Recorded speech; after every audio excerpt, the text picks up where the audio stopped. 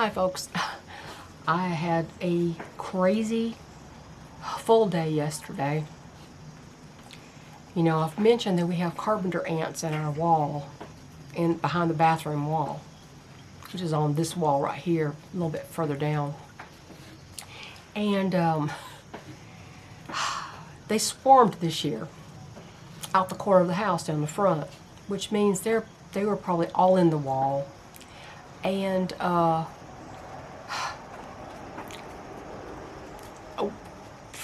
I don't know how we're going to get rid of them. However, we have on our big to-do list getting that taken care of. So we started to try to do something on our own. So since they always come running out into the bathroom, I said, we're going to have to take off this bathroom window frame because they kept dropping out of a hole in the frame at the top.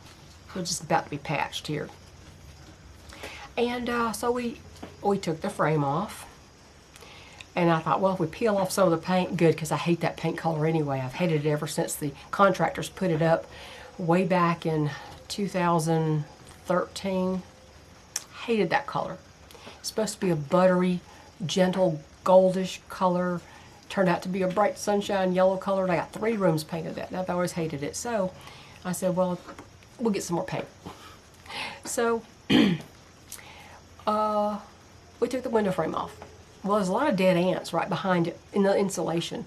And so we have the vacuum cleaner at the ready. We have the termite and carpenter ant spectricide with a pump sprayer ready to go. We have WD-40, which I will tell you, if you think ants are in somewhere, you stick that WD-40 tube in there and you spray it, you're going to have an abandoned ship faster than you can even blink. So we started spraying around the window frame. It didn't have as much space around it as I thought there would be. Where I didn't think I could get into that as very well. So anyway, we pulled off the frame. There was mold up inside the frame where I think there must have been a roof leak right above before the roof was replaced 12 years ago. And it wasn't wet at the current time, but there's a lot of mold up there on that top piece of the frame. So we treated that and sprayed the WD-40. They started running for cover. I mean, I was vacuuming up ants. I had an entire canister full of ants. And then my husband tried to poke a hole in the wallboard because we couldn't get around the window that well. So he tried to poke a hole in the wallboard. Well, apparently the header above the bathroom window is like all the way to the ceiling. Overkill for a header, really. But so we had to poke holes further out away from the frame.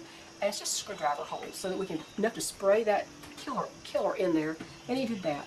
And more and more were coming out, and they were just falling on the floor dead. And I was still this morning finding ants on the floor. And when I was in the bathroom, you know, trying to wash my face and do all this stuff in the morning, there comes a giant queen. I mean, it was like an inch long with wings, and so she got flushed. And I don't know. So, but the thing is, we're not going to be able to get the entire wall. I don't know how big the nests are. I don't know exactly where they are. I just know they're always coming out of the bathroom. So at least we did that, and we've sanded the thing. I put a picture of this window, and we're going to go ahead and put the frame back up. We're going to sand the frame, get the frame. I've got a gallon of new paint for this bathroom in a different color, and so that's one thing off the list. Even though it's just something that we're going to have to keep watching. I don't know how many ants died inside the wall and stayed. I don't know. I don't know where all they are in the wall. We're just going to watch for signs of it. They've been there for at least 2-3 years. So that's one thing off my list. And then while we were trying to do that, I was also trying to continue piecing a quilt, like a lap quilt that I was trying to do. I was frustrated, and I wanted to do it a certain way. I arranged the blocks, and then I rearranged them, and I was getting frustrated. So yesterday morning, I was doing that, trying to get a perfect arrangement before I sewed them together while we were doing the termite thing. And while I hear the weather radio going off. It's the Wednesday drill thing. And then my husband was trying to return something. He got on eBay from a seller who doesn't normally take returns, and it was defective. Okay, he tried everything he could to get it to work. The guy was very responsive, and he actually issued a refund. He's going to issue a refund as soon as it's back to him. So he's going to issue the refund. And so I was trying to tell my husband how to go through, get things done on eBay because he hasn't bought, he'd buy something once in a while and it would come and that would be it. He's never had to start a return or do anything like that. So I had to walk him through that while I was doing the quilt, while I was watching for the ants, and it was a long day. And when I got this morning, I was so sore. I don't know why. I was just very physical and bending over a lot and that kind of thing. So anyway, and I saw something. The reason I came out here in the first place was I saw what I think must be a scene from the second half of season 5 of Yellowstone. I've never seen this before, so it must be. I don't remember it, so it must be from the new season. I don't really know. Maybe I'm mistaken. Maybe I just don't remember it. I don't know why I wouldn't remember it because I have watched Yellowstone all the seasons at least 3 times, if not more, waiting for the second part of season 5 to come out. That show has a special meaning for me, and yeah, it's not just a TV show. There's much more to it than that. But there was a scene, and this is a lesson from Beth Dutton for us who are watching our country devolve into, I don't know, just horrible conditions. Cultures coming from every kind of weird corner of the earth, clashing with ours, causing trouble. Like you think they're going to come here because they want to be Americans. These people are not coming here for that. They're coming here to continue their ways unabated and without the warlords on their rear end, and actually with the apparent consent of our government. But things are devolving, and it's not just Marxism, it's communism, it's not Republican versus Democrat. What it really is as Vivek Ramaswamy would always say, he said it's above that. It's the machine. He said all these people are cogs in this machine run by what he calls the managerial class, and he said one of these falls by the wayside, they just stick another gear in and just keep it going. So yes, we're up against something bigger, but Beth, are we going to win? Are we going to get our country back? I have my doubts, but I don't know. Nobody knows.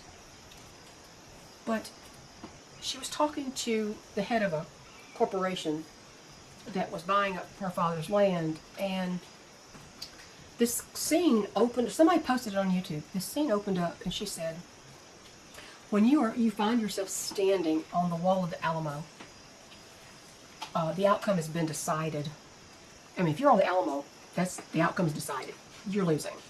She said, when you find yourself on the wall of the Alamo, the outcome has already been decided. The only thing you can do is kill as many as you can before they kill you. And in that particular context, she wasn't being literal. She's being figurative. Even though with the Duttons, you never know. They go to any lengths to protect their family's heritage and their land, as it should be with all of us. But she said, find yourself on the. She said, you just kill as many as you can before they kill you. What she was saying is, you don't surrender. You never surrender. No matter how bleak it looks, no matter how discouraged you get, no matter if the true outcome is that you are not going to win the fight, she said, basically she meant you do not surrender. You keep fighting until you're taken down. And that was a really good lesson for us with losing our country fast as we are. And of course it was metaphorical, kill as many as you can before they kill you.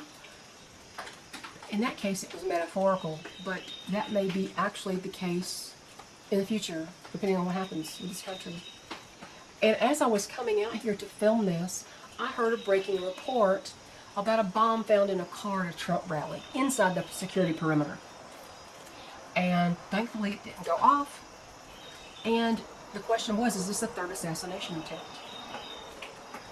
This is why I'm bringing up the Alamo. Because we fight. But just because you fight with all your body and soul doesn't mean you're going to win. It doesn't mean you give up. But it doesn't mean you're necessarily going to win. And then you have to decide how to live as someone who is not the victor of the fight. How do you live? Can you survive? Can you thrive? Depends on what happens, I guess. But Beth Dutton has her emotional problems. She's got her baggage, her emotional baggage from her childhood. No question. Who doesn't, right? Who doesn't? But she's never lost her spirit, her fighting spirit to keep going with an eye toward a goal. And that's what we all need to be doing. It may not be the exact same fight, but it's still a fight nonetheless. So, you know, of course, in fine Beth Dutton style, she did tell the woman, she said, when this is all over, I'm going to have your diploma over my toilet in my guest room. And, you know, and the lady basically was trying to hire her, saying, well, when the sting subsides of this loss, you know, you should come work for me. You can do a lot of good things for me, right? And so she goes, you got to learn, with me, the sting never subsides. So that's pure Beth Dutton right there. So how much of a fighter are you? How persistent are you? How can you stand up to one defeat after another? How do you stand up when the attacks are relentless? Relentless. No matter what you think of Donald Trump, that's a fighting spirit. That's the spirit you need. And I don't care if you hate him. I don't care if you hate every policy he has. We've got to stop this rhetoric like a congressman said, he must be eliminated. You know what? You should have been arrested for that. Chris Cuomo just apologized. Chris Cuomo, the guy I thought didn't have a soul. Now, is his apology sincere? I don't know. It sounded like that. Why would you make a spectacle of yourself in this big apology for the horror that the Trump family has had to endure because of the rhetoric of the left? He apologized for his part in it. And that's going to be rare, okay? Even if he didn't mean it. And I think he did. I don't know. I have no love for Chris Cuomo or his family. His family has been on the end of attacks themselves. And he said he can't, he said the man is being shot at. His family's being targeted. He said, he's apologized for his part in that. We need to stop doing that. I mean, really. Well, they need to stop doing it. We don't do it as much. I don't know. We just react to what the attacks upon us is usually what we're doing. That's all I ever see. The gaslighting. Oh my God, the gaslighting. But anyway, that's all I had to say was I want to give you a Beth Dutton lesson that would apply to our current situation. And let's all pray that President Trump is not killed, that he is protected some way, because they're not stopping. Like Dan Bongino said, they're not stopping. And he may be elected, but he may not make it into office in January. So if they keep coming, this could be the end. And if that's the end, and these people win, the terrorists win, they are terrorists, these Democrat people, the people are terrorists. If they win, well, this may be our Alamo. I'm not saying it is, I'm not saying stop fighting. In fact, I'm saying the opposite. No matter what, you keep going. I'll keep going, and you keep going, okay? So, that's all I got to say today. Have a great day, everybody. Bye-bye.